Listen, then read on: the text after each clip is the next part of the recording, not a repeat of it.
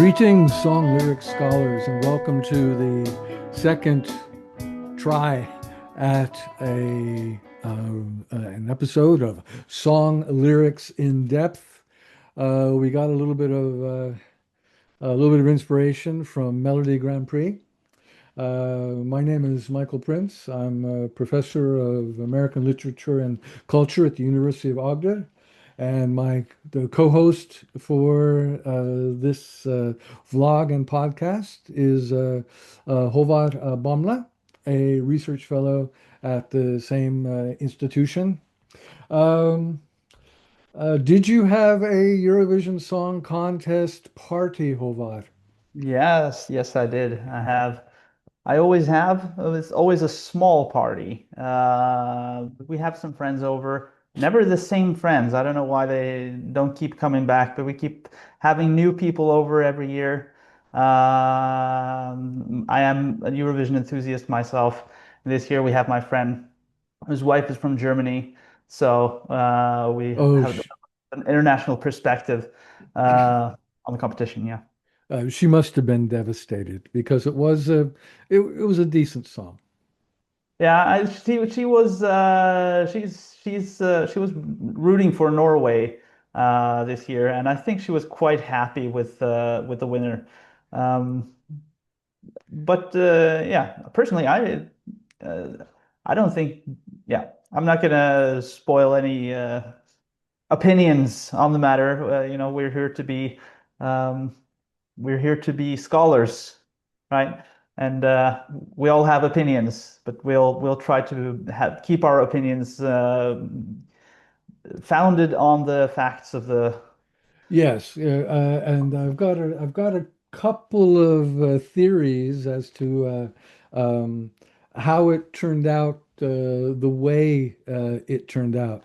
The first thing I would like to focus on is that the use of English was the lowest it has ever been. And if we remove the countries that have English as a native language, less than 50% of the contestants used the the lingua franca of the EU. Um, and of course, this creates some issues because I don't understand Croatian, for instance. So we run into the internet to find out what they're really singing about. Uh, but the use of native language was very well presented, as well as the use of polyglots. Now, even in the old Eurovision Song Contest, before they were allowed to use total English, and that was in 1999, uh, you could always sneak a line of English in. But I believe Lithuania and Moldova, according to the hostess on Norwegian state television, um, included 24 different languages or 24 different languages in the Eurovision Song Contest. And Moldova had seven, and I think Lithuania had almost as many. So the lexical issue is kind of it's not really labile. It seems to be following a bit of a trend. I'd like to share a chart with you here. See if we go there. Okay. And 1999 was, as you pointed out in the last episode, the first year that you couldn't really play your fiddle on stage. And they made an exception for that with Finland this year, of course. Mm. Um, and 1999 was also the first year that you had English language, lingua franca of the EU, uh, allowed for the for the whole song. And if you're looking at the chart now, you'll see that 52 percent availed themselves of this option in 1999. and it more or less peaked in 2016, but we had solidly between the uh, 20s and excuse me, between the 70s and the and 86 is a top. But then you see once I'm gonna point to Brexit as a possible tripwire for this, not a cause, but a correspondence where it starts going down and down and down, and now it's the lowest it's ever been. Comments? I think you have to remember that Eurovision is a European song contest.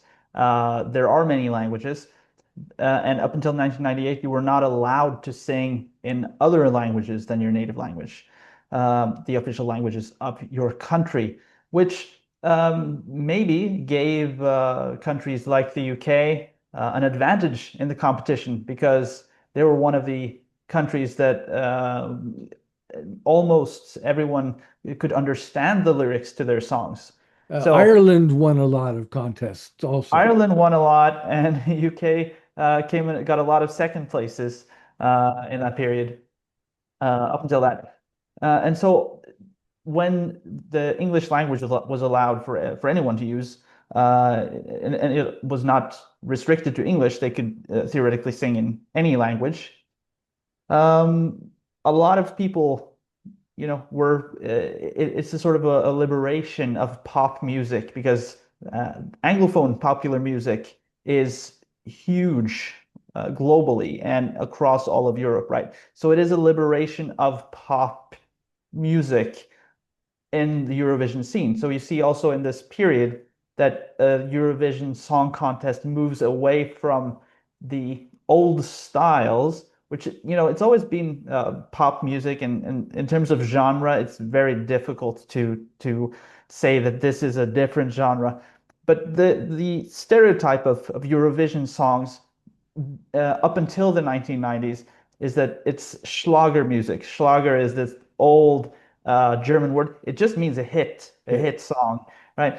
But it has this aura um, of being old-fashioned, maybe related to the crooners, related to the big bands that you also saw in the Eurovision Song Contest before this. And this brand of genre was a lot of countries wanted to move away from this genre and adopt the global modern style of pop music, which was at the time associated with English, right?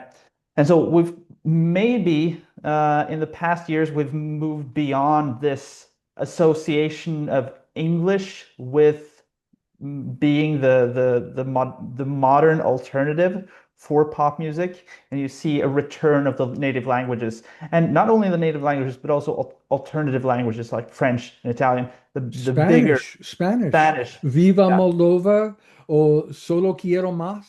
exactly, exactly. And you see the UK song in this year's competition was called Eins, zwei, drei, which maybe is a sort of a commentary on this use of different languages.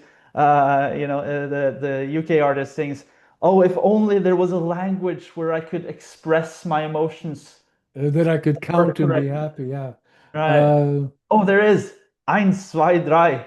It's a very simple German phrase. Yeah. yeah. Um, and actually, I would like to address now the bottom three, which I think the worst ranked. I don't have a list in front of me, so I'm going on memory here. But I think that the United Kingdom got 1 point, and then above them is possibly Austria, and then above them Germany. I'm going to double check the statistics. Uh, yeah, actually, Germany got more points than Austria. Uh, Okay. yeah. Yeah. And those were, except for Austria, they do talk about the hometown curse. I mean, it was the last one. You already heard 24 other songs. Uh, uh, Austria had been juked on Eurovision fever for a complete year, so it's kind of hard to get everybody on board. So if we bracket that off, then we have Germany singing in English and England or the United Kingdom singing in German. Uh, and there are a couple of other European references that came out with, I believe the artist was called Look Mom, No Computer. Uh, and what the gentleman was doing was uh, it was more of a conceptual art presentation than a Schlager, as you put it. He didn't sing powerfully. It had a nice groove, but it didn't get the traction. Um, uh, the one about fire, the German one was a bit of a surprise that it came out so low on the score. I thought it was presentable. Mm. Certainly I, not the bottom, I think German, first of all, Germany is, and the UK, these are countries that are automatically qualified for the finals. So they generally have less traction than other contestants because, they haven't had to bite their way into the finals through these semifinals. So they generally, sometimes they do quite poorly. And always is the case in the British media that they don't understand why. Why does Europe hate us? Why do we get 0 points? Um, but I think, yeah, it's in some sense there's a disconnect between the audience of Europe and the representatives coming from these countries. Other times there's a mismatch between the song itself and the performance of the song. I think in Germany's case, Germany this year sent a song Fire, which is visually very similar to the type of contributions that we see from Spain. Spain was notably absent from this year's competition for the first time in several years. And I thought to myself that, okay, well, Germany is trying to fill the space of Spain this year by adding to the fuego of the competition with a song called Fire. Um, uh, but it's very similar in many visual respects to the type of Southern European power pop that you see from these divas, scantily dressed, beautiful women, right? But we see these contributions oftentimes from Cyprus and Spain, but Germany does it without it does it in a different rhythm. So Germany's contribution uses the 4/4 beat. right? Spain usually has a 3/4 beat. So in that respect, it is different. Something is not connecting the way that a, a a competitor in this genre might be taken if they came from Spain when they come from Germany. And in the case of UK, it's very different because the UK has gotten so many last places in recent years. They did get a second place, overwhelming second place a few years ago, but they seem to have learned nothing from this because they keep sending songs that simply don't connect at all with a European audience. And it feels like they have embraced that they will most likely lose and have stopped sending singers and started sending comedians. And this year they did. Yeah, They yeah. sent a comedian rather than a singer with a song that is a parody of the Eurovision songs, right? and it's a fun song. I don't think generally most people hate it. I'm sure a lot of people hate it, and some people love it. The artist from Austria said that this was his favorite song in the competition, other than his own. But he came in second to last place. So, so But there is an accounting for taste. there is an accounting for taste here, yeah. But I think the disconnect between the performance of taking the competition seriously, of making serious pop music, uh the UK with their parody song this year is not connecting broadly. But we also have to remember that coming in last place and getting 0 points doesn't necessarily mean that you got the last amount of votes. You got the least Eh, amount of votes across the board. It just means that you're not in the top 10 of any country, right? Because only Right. the top 10 recipients of votes in any country receive points. And then it's averaged across the entire the 35 competing nations, right? So if you just have an okay song, you will end last, right? Because if people have neither hot nor cold feelings, they don't have any reason to vote, and you don't break into the top 10, you end up with 0 points. Yeah, but actually, since we are song lyrics scholars, the United Kingdom's contribution is uh, easily the most playful. Well, among the two most Yeah, playful with there language. are there are I at think least if two we're just others, I talking think. language, Yeah, Moldova was doing some really, yeah, really cool yeah, stuff out there. yeah. But eins, zwei, drei, darling, I need something salty. Eins, zwei, drei, with a slice of pepperoni. I'll pay you. I'll pay. You can owe me. That'll be a pony. Eins, zwei, drei, I'm coming back to life. And actually, all of the refrains with eins, zwei, drei are remarkably inventive. Got me feeling okie dokie. Goodbye drudgery, hello me. I mean, these are so light that you can throw me. These are rhyme infractions on they make you think about stress. The language, the language is fun, but as you pointed out, he is partially a comedian.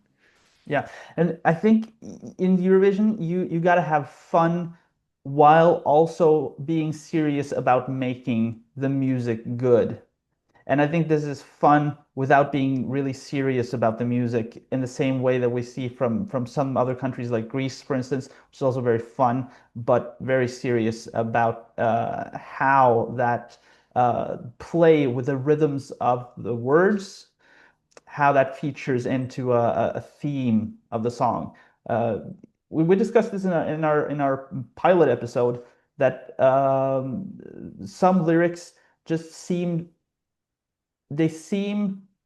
that there's a coherence. They should work in the song, but they become so universal that the reference is lost. It doesn't really mean anything to the audience. And I think with a slice of pepperoni in the United Kingdom, Eins, zwei, drei, uh, it becomes maybe fun to catch on the first time, and then you realize this means nothing to me, and Yeah, doesn't give me any warm feelings. So yeah, I could have said that. I could have written that because it doesn't resonate.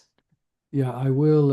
I didn't have a party at my house, but my good lady wife did consent to watch through the whole thing with me again last night, and she whatever. It was It didn't there. land. It did. She didn't understand the words or Ah, what they were doing together, and she's yeah. quite good in English. Uh, but we both acknowledged that the stage show was kind of interesting. We'll Absolutely, come yeah. back The in a stage show little was later and talk about Farto, which I think pound for pound as television was probably, well, no, probably, from to me, opinion, was the best visuals of the night. But we'll get to that in good time. Okay, we've kind of churned around with the bottom three. I want to go to the top three. Um, in the 8 minutes or so that I have on this particular run of the recording device. Um, and those were uh, the top, obviously, was Bongalonga by Bulgaria, uh, followed by Israel with Michel. Uh, as I did with Austria, I would like to do with Israel and just kind of bracket it off. Um, uh, it uses three languages. It sounds like a French song. And then if you don't really know French and you don't really know Hebrew, you're not quite, not quite sure if it's actually changing. And then finally, there's a line of English in there. A passable tune. But if we look at above and below, you have Bongalonga, and then you have Choke Me. Um, uh, from Romania. Alexandra Capitanescu, who is a massive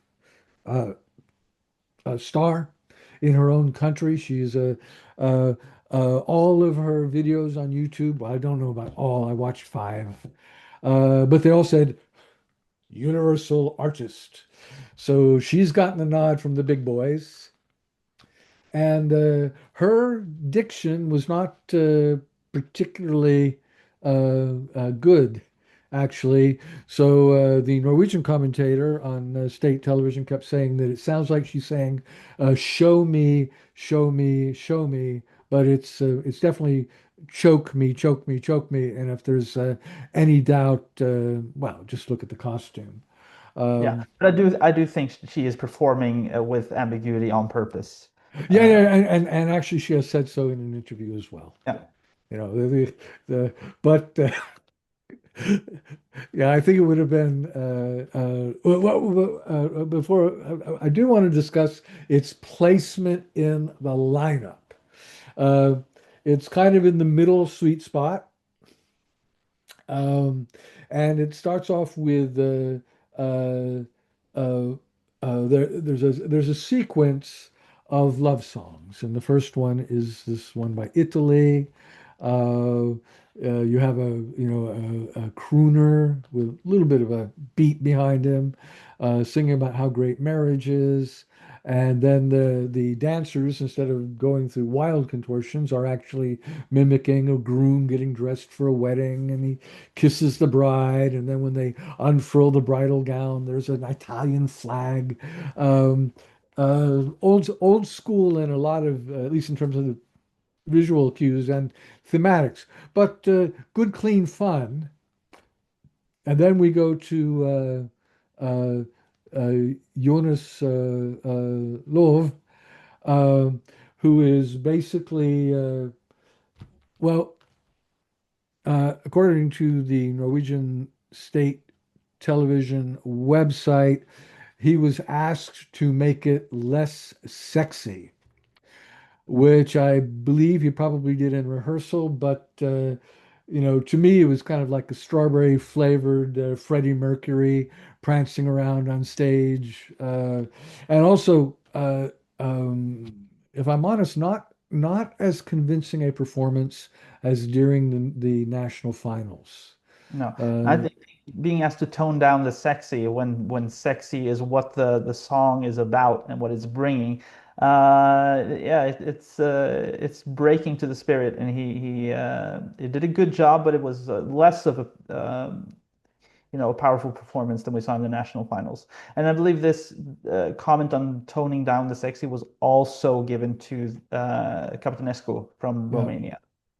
Yeah, and then out comes the the weird appendages from the heavy metal instruments and so forth. But at any rate, uh, uh, all I'm going to say is if Love and Capitanarescu ever get together for a duet, I think they'll, have a proper good time of it. We'll end part one here. Join us for the next episode when we will count words and ponder the winning qualities of the winners of the 2026 Eurovision Song Contest. Thanks for joining us.